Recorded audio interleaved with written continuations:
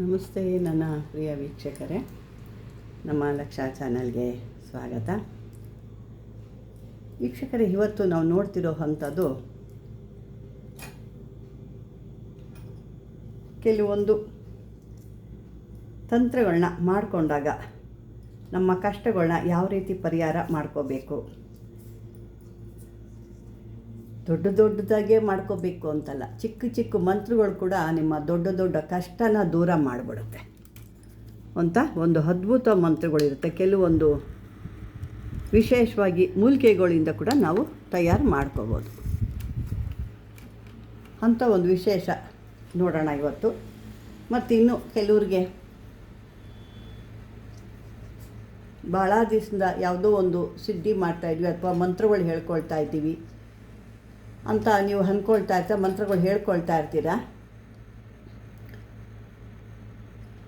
ನಿಮಗೆ ಅದು ಒಂದು ಏನು ಯಾವ ರೀತಿ ನಿಮಗೆ ಕಾಣ್ತಾ ಇದೆ ಅನ್ನೋದು ಗೊತ್ತಾಗ್ತಾ ಇರಲ್ಲ. ಸಿದ್ಧಿ ಆಗಿದೆಯಾ ಸಿದ್ಧಿ ಆಗಿಲ್ವಾ ಅನ್ನೋದು ನಿಮಗೆ ಗೊತ್ತಾಗ್ತಾ ಇಲ್ಲ. ಕೆಲವ್ರಿಗೆ ಏನಾಗುತ್ತೆ, ಮನೇಲಿ ನೀವು ಒಬ್ಬರೇ ಇದ್ದಾಗನೋ ಅಥವಾ ಮನೇಲಿ ಜನ ಇದ್ರೂ ಅದು ಯಾವುದಾದ್ರೂ ಪರವಾಗಿಲ್ಲ, ಇದ್ದರೂ ಇಲ್ಲದೇ ಇದ್ದರೂ ನಿಮ್ಮ ಕಣ್ಣು ಗೋಚರ ಆಗುತ್ತೆ. ಆ ಗೋಚರ ನಿಮ್ಗೆ ಯಾವ ರೀತಿ ಆಗುತ್ತೆ ಅನ್ನೋದು ನಾವು ಇವತ್ತು ತಿಳ್ಕೊಳ್ಳೋಣ. ಇನ್ನೂ ಸಾಕಷ್ಟು ಬೇರೆ ಬೇರೆ ಕೂಡ ನಿಮಗೆ ಭಾಳ ಬೇಕಾದಂಥದ್ದು, ಭಾಳ ಕಷ್ಟದಲ್ಲಿದ್ದೀರಾ, ಏನು ದಟ್ಟ ದರಿದ್ರ ಇದೆ, ನಮಗೆ ಭಾಳ ಕಷ್ಟದಲ್ಲಿದ್ದೀವಿ, ನಮ್ಮ ಜನಗಳ ಮುಂದೆ ಓಡಾಡೋಕ್ಕೆ ನಮಗೆ ಒಂಥರ ಅವಮಾನ ಆಗುತ್ತೆ, ನಮ್ಮ ಜೊತೇಲಿ ಇದ್ದವರೆಲ್ಲ ಬೆಳೆದೋದ್ರು, ಚೆನ್ನಾಗಿ ಬಂಗ್ಲೆ, ಕಾರು, ಒಡವೆ, ವಸ್ತ್ರ, ಮಕ್ಕಳು ಮದುವೆ, ಎಜುಕೇಷನ್ ಎಲ್ಲ ಚೆನ್ನಾಗಿ ಮಾಡಿ ಇದ್ದಾರೆ, ಆದರೆ ನಾವು ಮಾತ್ರ ಒಂಥರ ಜನಗಳ ಜೊತೆಲಿ ಬೆರೆಯೋಕ್ಕೆ ಹಿಂಸೆ ಆಗುತ್ತೆ. ಏಕೆಂದರೆ ನಮ್ಮ ಹತ್ರ ಅವ್ರ ತಕ್ಕನಾಗ ಒಂದು ಒಡವೆನೋ ವಸ್ತ್ರನೋ ಏನೂ ಇಲ್ಲ ನಮ್ಮ ಹತ್ರ. ನಾವು ಸಾಕಷ್ಟು ಪೂಜೆಗಳು ಮಾಡ್ತಾ ಇರ್ತೀವಿ. ಯಾಕೆ ಈ ಥರ ನಮ್ಮ ಹಣೆ ಬರ ಅನ್ನೋದಕ್ಕೆಲ್ಲ ನಿಮ್ಮ ಹಣೆ ಬರನ ನೀವು ಬದಲಾವಣೆ ಮಾಡ್ಕೊಳ್ಳಿ. ಚಿಕ್ಕದ್ರಲ್ಲೇ ನೀವು ಬದಲಾವಣೆ ಮಾಡ್ಕೋಬೋದು. ಈಗ ನಾನು ಕೆಲವೊಂದು ಮೂಲಿಕೆಗಳಿಂದ ಹೇಗೆ ಮಾಡ್ಕೋಬೋದು ಅನ್ನೋದು, ನಿಮ್ಮ ದರಿದ್ರನ ಹೇಗೆ ದೂರ ಮಾಡ್ಕೋಬೋದು ಅನ್ನೋದು ನಾನು ಹೇಳ್ತೀನಿ. ನೋಡಿ, ಇದು ಬಿಲ್ಪತ್ರೆ, ಎಲ್ಲರಿಗೂ ನೋಡೇ ಇರ್ತೀರ. ಇದರಲ್ಲಿ ಸುಮಾರು ಥರ ಬರುತ್ತೆ. ಬಿಲ್ವ ಬರುತ್ತೆ, ಮಹಾಬಿಲ್ವ ಬರುತ್ತೆ, ಮತ್ತು ಇನ್ನೊಂದು ಮಹಾಬಿಲ್ವದಲ್ಲಿ ಇನ್ನೂ ಒಂದು ಅದ್ಭುತವಾದ ಬಿಲ್ವ ಬರುತ್ತೆ. 5 ಎಲೆ ಬರುತ್ತೆ, 7 ಎಲೆ, 9 ಎಲೆ, ಈ ರೀತಿ ಬಂದಿರುತ್ತೆ. ಇದು ಮಾಮೂಲಿ 3 ಎಲೆಯ ಒಂದು ಮಾಮೂಲಿ ಅದು ಇರೋ ಬಿಲ್ವ, ಎಲ್ಲ ಸಾಮಾನ್ಯಕ್ಕೆ ಸಿಗೋವಂಥ ಬಿಲ್ವ ಇದು. ಬಿಲ್ವ ಏನಿಗೆ ತೋರಿಸೋ, ಬಿಲ್ವಯಿಂದ ಏನಾಗುತ್ತೆ ಅಂದರೆ, ಬಿಲ್ವ ಏನು ಮಾಡ್ತೀರಾ, ಭಾನುವಾರ ರಾತ್ರಿ 3 ಗಂಟೆಯಲ್ಲಿ ನೀವು ಎದ್ದು ಅದಕ್ಕೆ ಸ್ನಾನ ಮಾಡಿ, ನೀವು ಮೊದಲು ಸ್ನಾನ ಮಾಡಿ ಶುದ್ಧಿ ಆಗಬೇಕು. ಶುದ್ಧಿ ಆದ ನಂತರ ನೀವು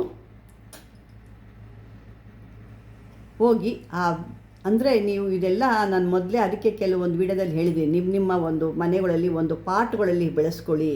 ದೊಡ್ಡ ಮರ ಆಗಲಿಕ್ಕೆ ಸಾಧ್ಯ ಆಗ, ನಮಗೆ ಪೂಜೆ ಪುಸ್ಕರಕ್ಕೆ ಅಥವಾ ಕೆಲವೊಂದು ನಮ್ಮ ಸ್ವಂತದ್ದು ನಾವು ಮಾಡ್ಕೊಳ್ಳೋಕ್ಕೆ ಎಲ್ಲೋ ಹೋಗಿ ಯಾರ ಮನೆಯಲ್ಲೋ ಅಥವಾ ಯಾರ್ದೋ ತೋಟದಲ್ಲಿ ಎಲ್ಲೋ ಭೂಮಿಲಿ ಅಷ್ಟು ರಾತ್ರಿಲೆಲ್ಲ ಹೋಗ್ಲಿಕ್ಕಾಗಲ್ಲ. ಕೆಲವೊಂದು ಜನ ಸಾಕಷ್ಟು ಜನ ಹಾಕ್ಕೊಂಡಿದ್ದಾರೆ, ಇದರಲ್ಲಿ ಇಲ್ಲ ಅಂತಲ್ಲ, ಸಾಕಷ್ಟು ಜನ ಹಾಕ್ಕೊಂಡಿರೋರು ಇದನ್ನು ಮಾಡ್ತೀವಿ ಅನ್ನೋರು ಇದನ್ನು ಸರಿಯಾಗಿ ರೀತಿಲಿ ಒಳ್ಳೆಯ ಸುಲಭವಾಗಿ ಇದನ್ನು ಮಾಡ್ಕೋಬೋದು.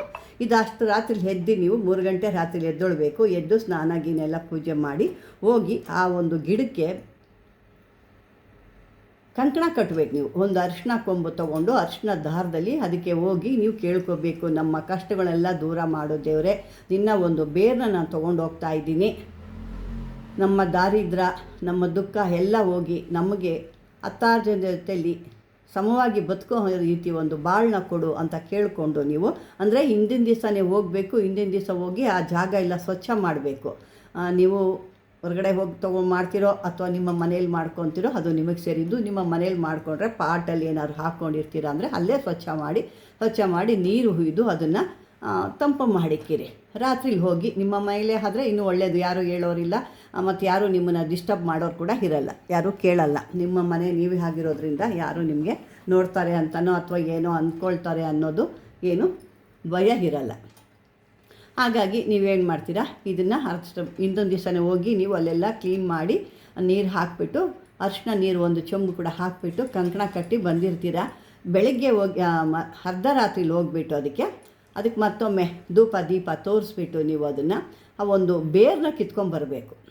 ಆ ಬೇರನ್ನ ಕಿತ್ಕೊಂಡು ಬಂದು ನೀವು ಚೆನ್ನಾಗಿ ತೊಳೆದು ಅದಕ್ಕೆ ಅರಿಶಿನ ಕುಂಕುಮ ಎಲ್ಲ ದಾಳವಾಗಿ ಹಚ್ಚಿ, ಅಂದರೆ ಚೆನ್ನಾಗಿ ಅದಕ್ಕೆ ಅರಿಶಿನ ಕುಂಕುಮ ಹಚ್ಚಿ ನಿಮ್ಮ ಬಲಗೈಗೆ ಅದನ್ನು ಕಟ್ಕೋಬೇಕು. ಬಲಗೈಗೆ ನಿಮಗೆ ಕಟ್ಕೊಂಡಾಗ ನಿಮ್ಮಲ್ಲಿರೋವಂಥ ದರಿದ್ರ ಹೋಗಿ ಶ್ರೀಮಂತರು ಆಗ್ತೀರ.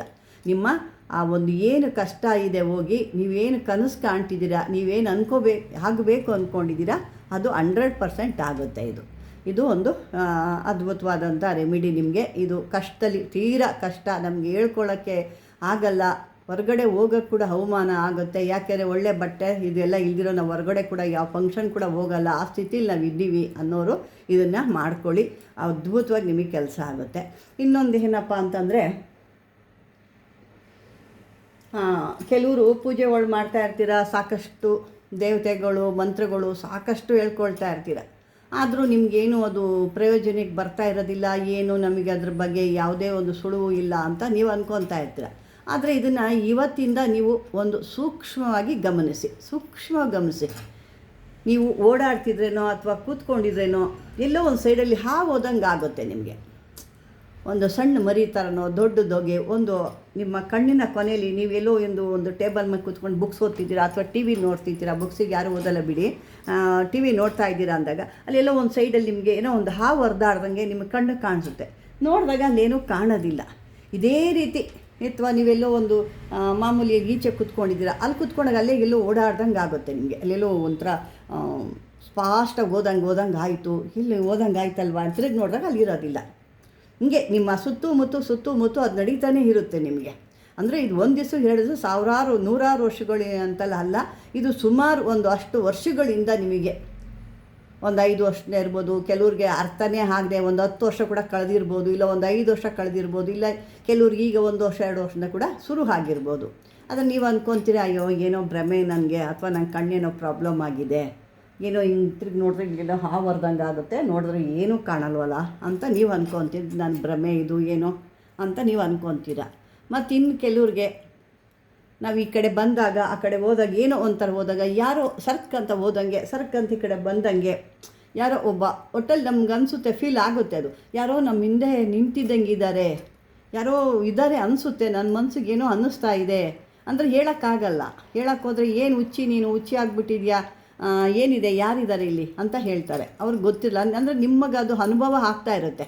ಅಥವಾ ನೀವು ಬಂದಾಗ ನಿಮ್ಮ ಹಿಂದೆ ಬಂದಂಗೆ ಆಗಿರೋದು, ನೀವು ಕೂತ್ಕೊಂಡು ಏನೋ ಮಂತ್ರ ಹೇಳಬೇಕಾದ್ರೆ ಯಾರೋ ನಿಮ್ಮಿಂದ ಇದ್ದಾರೆ ಅನ್ನೋ ಒಂದು ಅನುಭವ ಅದು ನಿಮಗೆ ಅನಿಸುತ್ತೆ. ಬೇರೆಯವ್ರಿಗೆ ಅದು ಗೊತ್ತಾಗಲ್ಲ, ಅದು ನಿಮ್ಗೆ ಹೇಳ್ಕೊಳಕ್ಕೋಗಲ್ಲ, ಹೇಳೋಕ್ಕೋದ್ರೂ ಯಾರೂ ನೆಂಬೋದು ಇಲ್ಲ. ಈ ರೀತಿ ಸಾಕಷ್ಟು ಥರ ಆಗ್ತಾ ಇರುತ್ತೆ. ಎಲ್ಲೋ ಹೋದರೆ ಹಿಂದೆ ಬಂದಂಗೆ ಆಗೋದು, ನಾವು ಕೂತಿದ್ದಾಗ ನಮ್ಮ ಅಲ್ಲೇ ಕೂತಿದ್ದಾರೇನೋ ಅನಿಸೋ ಥರ ಫೀಲ್ ಆಗೋದು, ಅಥವಾ ಏನೋ ಒಂದು ಕಡೆ ನೋಡ್ತಾ ಇದ್ದೀರಾ, ಅಲ್ಲಿ ಯಾವುದೋ ಒಂದು ಆಕಾರ ಕಾಣ್ತಾ ಇರುತ್ತೆ. ಇದನ್ನು ಯಾಕೆ ಹೇಳ್ತಾ ಇದ್ದೀನಿ ವೀಕ್ಷಕರೇ, ಇದು ಭಾಳ ಪೂಜೆ ಪುಸ್ಕರಗಳು ಮಾಡೋರು ಮತ್ತು ಆ ದೇವಿಗಳು ಅಥವಾ ಆ ಮಂತ್ರಗಳು ನಿಮಗೆ ಸಿದ್ಧಿ ಆಗಿದೆ ಅಂದಾಗ ಈ ರೀತಿ ಒಂದು ನಿಮ್ಮ ಅನುಭವಕ್ಕೆ ಬರುತ್ತೆ. ಯಾಕೆಂದರೆ ಇದು ಸಾಕಷ್ಟು ವರ್ಷಗಳಿಂದ ನಾವು ಪಟ್ಟಂಥ ಅನುಭವ. ಇದು ನನ್ನ ಅನುಭವ ನಿಮಗೆ ಹೇಳ್ತಾ ಇದ್ದೀನಿ ನಾನು ಅಷ್ಟೇ. ಇದು ಬೇರೆ ಓದಿದ್ದಲ್ವ ಅಥವಾ ಬೇರೆ ಯಾರ ಹತ್ರ ಕೇಳಿದ್ದು ಅಲ್ಲ. ಇದು ನನ್ನ ಅನುಭವ. ಸುಮಾರು 25-30 ವರ್ಷಗಳಿಂದ ನಡೆದಿರೋ ಅಂಥದ್ದು. ನಾನು ಎಲ್ಲೇ ಕೂತ್ಕೊಂಡ್ರು ಏನೇ ಮಾಡೋದು, ಇಲ್ಲಿ ಒಂದು ಸಣ್ಣದಾಗಿ ಏನೋ ಹಾವು ಹರಿದಾಡಂಗೆ ಆಗೋದು, ಇಲ್ಲಿ ಕೂತ್ಕೊಂಡ್ರು ನನ್ನ ಪಕ್ಕದಲ್ಲೇ ಓಡಾಡ್ದಂಗೆ ಆಗ್ತಿತ್ತು. ಇದು ಎಷ್ಟೋ ವರ್ಷದಿಂದ ಆಗ್ತಿತ್ತು. ನೋಡಿದಾಗ ಏನೂ ಕಾಣ್ತಿರ್ಲಿಲ್ಲ. ನಾನು ಈಗ ನಿಮ್ಗೆ ಹೇಳ್ದಂಗೆ ನಾನು ಅಂದ್ಕೊಳ್ತಾ ಇದ್ದೆ, ಏನೋ ಭ್ರಮೆ ಏನೋ ಇದು, ಅಥವಾ ಏನೋ ಟಿ ವಿ ಇಲ್ಲ ಹಾವು ನೋಡಿರ್ತೀವೇನೋ, ಅದೇ ನಮಗೆ ಅದು ಕಾಣ್ತಾ ಇದೆ ಅಂತನೋ. ಸಾಕಷ್ಟು ವರ್ಷ ಇದೇ ರೀತಿ ಆಗ್ತಾಯಿತ್ತು. ಆಮೇಲೆ ಅದು ಬೇರೆ ರೀತಿಲೂ ಕಾಣಲಿಕ್ಕೆ ಶುರು ಆಯಿತು. ಅದು ಈ ರೀತಿ ಕೆಲವ್ರಿಗೆ ಸಾಕಷ್ಟು ಅದು ಸಿದ್ಧಿ ಆಗಿದೆ. ಅಂದರೆ ಆ ದೇವತೆ ಯಾರೋ ಒಂದು ದೇವತೆನೋ ದೇವನೋ ಗಂಡು ದೇವರನೋ ಹೆಣ್ಣು ದೇವರನೋ ನಿಮ್ಮ ಹಿಂದೆ ಮುಂದೆ ಓಡಾಡ್ತಿರ್ತಾರೆ. ಅದು ನಿಮಗೆ ಅರ್ಥಕ್ಕೆ ಆಗಲ್ಲ, ಅಥವಾ ನಿಮ್ಮ ಅನುಭವಕ್ಕೆ ಅದು ಬಂದಿರಲ್ಲ, ಅಥವಾ ನೀವು ಅದನ್ನು ಸೂಕ್ಷ್ಮವಾಗಿ ಗಮನಿಸಿ ಅದನ್ನು ಯಾವ ಥರ ಹೆಂಗೆ ಅದನ್ನು ಮಾಡೋದು ಅಂತ ನಿಮ್ಗೆ ಗೊತ್ತಿರಲ್ಲ. ಅದನ್ನು ಯಾವ ಥರ ಕಂಡುಕೋಬೇಕು ಅನ್ನೋದು ಗೊತ್ತಿರಲ್ಲ. ನಿಮಗೇನು ಅಂದರೆ ನನಗಿಷ್ಟ ಇಲ್ಲ, ನನಗೆ ಯಾವುದೂ ಇಲ್ಲ, ಇಲ್ಲ ತಿರುಗಿ ನೋಡಿದಾಗ ಯಾರೂ ಇರೋದಿಲ್ಲ, ಅಲ್ಲಿ ಏನೋ ಹೋಯ್ತು ಅಂದಾಗ ಅಲ್ಲೂ ಏನೂ ಇರೋದಿಲ್ಲ ನಿಮಗೆ. ಒಟ್ಟಲ್ಲಿ ನೀವು ಪೂಜೆ ಕೂತ್ಕೊಂಡಾಗೋ ಅಥವಾ ನೀವು ಆ ಕಡೆ ಈ ಕಡೆ ಏನೋ ಒಂದು ಓದಂಗೆ ಆಯಿತು, ಏನೋ ಅದು ಅಂದ್ಕೊಂಡ್ರೆ ಏನೋ ಈ ಮನೇಲಿ ಯಾವುದೋ ಭೂತ ಚೇಷ್ಟೆ ಇದೆ, ಭೂತ ಪ್ರೇತ ಚೇಷ್ಟೆ ಇದೆ, ನಾನು ಹಿಂದೆ ಹೋದಾಗ ಮುಂದೆ ಬರುತ್ತೆ, ನೀವು ಈ ರೀತಿ ಅಂದರೆ ಅದನ್ನು ಅದೇ ರೀತಿ ಇರುತ್ತೆ. ಹೌದು, ಅದು ಯಾಕೆಂದರೆ ನೀವು ಅದನ್ನು ಇದು ಮಾಡೋಕ್ಕಾಗಲ್ಲ, ಎಲ್ಲನೂ ದೇವತೆಗಳು ಅಂತ ಹೇಳೋಕ್ಕಾಗಲ್ಲ. ಇದು ಯಾರಿಗೆ ಅಂತಂದರೆ ಇದು ಕೆಲವ್ರಿಗೆ ಹಿಂದಿನ ಜನ್ಮದಲ್ಲೇ ಕನೆಕ್ಟ್ ಆಗಿರುತ್ತೆ, ದೇವರುಗಳು ಕನೆಕ್ಟ್ ಆಗಿರುತ್ತೆ ನಿಮಗೆ. ಅಂದರೆ ಆ ಪೂಜೆ ಪೂರ್ತಿ ಆಗಿರಲ್ಲ. ಆ ಪೂರ್ತಿ ಆಗದೆ ನಾವು ಹೊರಟೋಗಿರ್ತೀವಿ. ನಾವು ಹೊರಟೋದ ನಂತರ ನಾವು ಏನು ವಯಸ್ಸಿಗೆ ಹೋಗಿರ್ತೀವಿ, ಆ ವಯಸ್ಸು ಮುಗಿದ ಮೇಲೆ ಮತ್ತೆ ಅದು ನಮಗೆ ಕನೆಕ್ಟ್ ಆಗುತ್ತೆ. ಆವಾಗಿಂದ ನಮಗೆ ಈ ರೀತಿ ಫೀಲಿಂಗ್ ಆಗಲಿ ಶುರುವಾಗುತ್ತೆ. ಅಂದರೆ ನಮಗೆ ಅದು ಅಂದ್ಕೊಳ್ತೀವಿ, ನಮ್ಮ ಭ್ರಮೆ, ನಮಗೇನೋ ಹುಚ್ಚು ಅಥವಾ ಏನೋ ಒಂದು ನಮ್ಮ ಹೇಳ್ಕೊಳಕ್ಕಾಗಲ್ಲ, ಇರೋಕ್ಕಾಗಲ್ಲ. ತೀರಾ ಹೇಳ್ಕೋಬೇಕು ಅಂದರೆ ಜನ ಕೂಡ ಈ ರೀತಿ ಅಂತಾರೆ. ಇದೆಲ್ಲ ಆಗಿನ ಕಾಲದ ಒಂದು ನಮಗೆ ಒಂದು ಆಗಿನ ಋಣ ಇರುತ್ತೆ ಅವ್ರದ್ದು. ಈ ತಂದೆ ತಾಯಿಗಳು ಪಿತೃದು ಋಣ ಹೇಗಿರುತ್ತೆ ನೋಡಿ, ಆ ರೀತಿಯೇ ಈ ದೇವತೆಗಳದ್ದು ಕೂಡ ನಾವು ಎಲ್ಲೋ ಆ ಜನ್ಮದಲ್ಲಿ ಮಾಡಿ ಅರ್ಧಂಬರ್ಧ ಮಾಡಿ ನಮ್ಮ ಆಯಸ್ಸು ಮುಗಿದೋಗಿ ನಾವು ಹೊರಟೋಗಿರ್ತೀವಿ. ಯಾಕೆಂದರೆ ಮತ್ತೆ ಪೂಜೆ ಕಂಟಿನ್ಯೂ ಆಗಬೇಕಲ್ವಾ, ಅಂಥವ್ರಿಗೆ ಮಾತ್ರನೇ ಈ ರೀತಿ ಆಗೋದು. ಎಲ್ಲರಿಗೂ ಆಗಲ್ಲ. ಎಲ್ಲರೂ ಮಂತ್ರ ಹೇಳ್ತೀವಿ, ನಾನು ಓದ್ತೀನಿ, ಹಗಲು ಓದ್ತೀನಿ, ಬೆಳಗ್ಗೆ 3 ಹೊತ್ತು ಮಾಡ್ತೀನಿ, ಎಲ್ಲರಿಗೂ ಆಗಲ್ಲ. ಏನಾದರೂ ಅವ್ರದ್ದು ಒಂದು ಲಿಂಕು ನಮಗಿತ್ತು ಅಂದ್ರೇ ಅದು ನಮಗೆ ಆ ರೀತಿ ಒಂದು ಕಾಣಿಸೋದು. ವೀಕ್ಷಕರೇ, ಇದಿನ್ನೂ ಸಾಕಷ್ಟಿದೆ, ಇದ್ರ ಬಗ್ಗೆ ಹೇಳ್ತಾ ಹೋದರೆ. ಈಗ ಬೇಕಾದ್ರೆ ನಿಮಗೆ ಅನುಭವ, ಈಗ ನೀವು ಸೂಕ್ಷ್ಮವಾಗಿ ಗಮನಿಸಿ ನಿಮಗೇನು ಅನಿಸುತ್ತೆ ಏನು ಅಂತ. ಆ ಥರ ಏನಾದರೂ ಆಗಿದೆ ಅಂದರೆ ಕಾಮೆಂಟಲ್ಲಿ ಹಾಕಿ, ಫೋನಲ್ಲಿ ದಯವಿಟ್ಟು ಮಾಡೋಕ್ಕೆ ಹೋಗಬೇಡಿ. ನೀವು ಕಾಮೆಂಟಲ್ಲಿ ನನಗೂ ಈ ಥರ ಆಗ್ತಾಯಿದೆ, ನನಗೂ ಈ ಥರ ಆಗ್ತಿತ್ತು ಅಂತ ಅಂದ್ಕೊಂಡು ಬೇಕಾದ್ರೆ ನಿಮ್ಮ ಡೀಟೇಲ್ಸಲ್ಲಿ ಹೇಳಿ, ಅದಕ್ಕೆ ನಾನು ಬೇಕಾದ್ರೆ ಆನ್ಸರ್ ಕೊಡ್ತೀನಿ ಅಂತ ಹೇಳ್ತಾ. ಯಾಕೆಂದರೆ ಇದನ್ನು ನೀವು ನೆಗ್ಲೆಕ್ಟ್ ಮಾಡಬಾರ್ದು. ಅದಕ್ಕೆ ಒಂದು ಪರಿಹಾರ ಹುಡ್ಕೋಬೇಕೇ ಹೊರತು ಅದನ್ನು ಹಾಗೆ ಬಿಟ್ಟು ಅವರು ತಿರುಗಿ ಏನಾಗುತ್ತೆ, ನೀವು ಅವ್ರನ್ನ ಗಮನಿಸಲಿಲ್ಲ ಅಂತಂದಾಗ ಅವ್ರು ನಮ್ಮನ್ನು ಬಿಟ್ಟು ಮತ್ತೆ ಹೊರಟೋಗ್ತಾರೆ. ಆವಾಗ ನಮಗೆ ಸಾಕಷ್ಟು ಮತ್ತೆ ಕೆಟ್ಟ ಗಳಿಗೆಗಳು ಶುರುವಾಗ್ಬಿಡ್ತವೆ. ಹಾಗಾಗಿ ನಿಮಗೆ ಎಚ್ಚರಿಸ್ತಾ ಇದ್ದೀನಿ. ಯಾಕೆಂದರೆ ಅನುಭವದ ಮಾತು ನಮ್ಮದಿದು. ಯಾಕೆ ಅನುಭವಿಸಿರೋ ಅಂಥದ್ದು ನನಗೆ ಇದೆ ಹೇಳಿ ನಿಮಗೆ ಹೇಳ್ತಿರೋದು. ಇನ್ನೂ ಸಾಕಷ್ಟಿದೆ. ಯಾವ್ಯಾವ ಅವರು ದೇವತೆಗಳು ನಮಗೆ ಕಾಣ್ತಾರೆ, ಯಾವ ರೀತಿ ನಮಗೆ ಅವರು ನಮ್ಮ ಹಿಂದೆ ಮುಂದೆ ಸುತ್ತುತ್ತಾರೆ, ಏನಕ್ಕಾಗಿ ಅಂತ.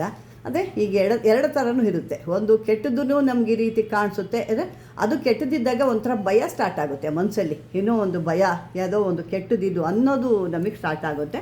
ಅದು ಒಳ್ಳೇದಿತ್ತು ಅಂದಾಗ ಆ ಭಯ ಬರಲ್ಲ, ಏನೋ ಧೈರ್ಯ, ಏನೋ ಒಂದಿದೆ ಒಟ್ಟಲ್ಲಿ ಅನ್ನೋದಾಗುತ್ತೆ. ಅಷ್ಟು ಬಿಟ್ಟರೆ ಬೇರೆ ಯಾವುದು ಕೆಟ್ಟದ್ದು ನಡೆಯಲ್ಲ. ವೀಕ್ಷಕರೇ, ಇದನ್ನು ಸರಿಯಾದ ರೀತಿಲಿ ನೀವು ಬೇಕಾದ್ರೆ ಇನ್ನು ಮುಂದೆ ನೀವು ಅದ್ರ ಮೇಲೆ ಗಮನವಿಟ್ಟು ಪರೀಕ್ಷೆ ಮಾಡಿ ಅಂತ ಹೇಳ್ತಾ, ಈ ಬಿಲ್ವದು ಒಂದು ಹೇಳಿದ್ನಲ್ಲ, ಯಾರು ತೀರಾ ಕಷ್ಟದಲ್ಲಿದ್ದೀರೋ ಅವರು ಇದರ ಬೇರನ್ನ ನಾಳೆ ಭಾನುವಾರ ಇದೆ, ಇವಾಗ ಸಂಜೆನೆ ಹೋಗಿ ಆ ಜಾಗನೆಲ್ಲ ಕ್ಲೀನ್ ಮಾಡಿ, ಪಾಟಲ್ಲಿದ್ದವ್ರು ಮಾಡ್ಕೊಳ್ಳಿ, ಹೊರಗಡೆ ಹೋಗಿ ಎಲ್ಲರೂ ತರ್ತೀವಿ ಅಂದವರು ಇದನ್ನು ಇವತ್ತು ಹೋಗಿ ಸಂಜೆ ಎಲ್ಲ ಕ್ಲೀನ್ ಮಾಡಿ ನೀರು ಹಾಕಿ, ಯಾಕೆ ಬೇರು ಬರಬೇಕಲ್ವಾ, ಹಾಗಾಗಿ ನೀರೆಲ್ಲ ಹಾಕಿಬಿಟ್ಟು ಅದಕ್ಕೆ ಒಂದು ನೀರು ಹಿಮ್ರಿಕೊಳ್ಳೋ ರೀತಿ ಮಾಡಿ ಬನ್ನಿ. ಭಾನುವಾರ ರಾತ್ರಿಲಿ ಹೋಗಿ 3 ಗಂಟೆ ರಾತ್ರಿಲಿ ಹೋಗಿ ನೀವು ಅದನ್ನು ಬೇರನ್ನ ತಂದು ನಿಮ್ಮ ಬಲಗೈ ಕಟ್ಕೊಳ್ಳಿ ಅಂತ ಹೇಳ್ತಾ, ಈ ಒಂದು ವಿಡಿಯೋ ನಿಮಗೆ ಇಷ್ಟವಾದರೆ ಲೈಕ್ ಮಾಡಿ, ಶೇರ್ ಮಾಡಿ, ಸಬ್ಸ್ಕ್ರೈಬರ್ ಮಾಡ್ಕೊಳ್ಳಿ. ಯಾವುದೇ ಇದ್ದರೂ ಕಾಮೆಂಟ್ ಬಾಕ್ಸಲ್ಲಿ ಹಾಕಿ. ದಯವಿಟ್ಟು ನಿಮಗೆ ಯಾವ ರೀತಿ ಅನುಭವ ಆಗಿದೆ ಅಂತ ಖಂಡಿತ ಹಂಚ್ಕೊಳ್ಳಿ ಅಂತ ಹೇಳ್ತಾ ಧನ್ಯವಾದಗಳು ವೀಕ್ಷಕರೇ.